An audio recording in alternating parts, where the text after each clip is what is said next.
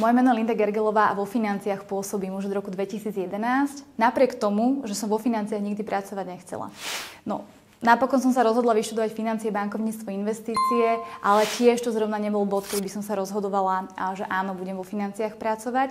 Ten prišiel až neskôr, keď som spoznala to, že tá finančná služba naozaj môže byť o pomoci ľuďom, o tom im pomáhať finančne plánovať. Pretože každý v živote rieši nové auto, bývanie, dôchodok, každý plánuje, no nie každý uvedomele. A preto tou mojou úlohou a to, čo sa veľmi teším, že pomáham ľuďom plniť si svoje ciele.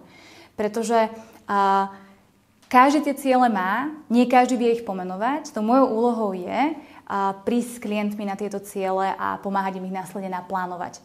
A za tých 10 rokov naozaj krásne vidím to, ako si ľudia svoje ciele plnia, ako postupne bohatnú, práve aj vďaka tomu, že nie len teda sporia, investujú, majú takisto ochránený svoj majetok. Dnes tento majetok, ktorý máme spolu s týmom pod správou, je už viac ako 5,5 milióna eur. Správujeme spolu s týmom financie a teda pomáhame finančne plánovať viac ako 1500 domácnostiam. Asi je vidno, že naozaj nesmierne mi dáva zmysel táto služba.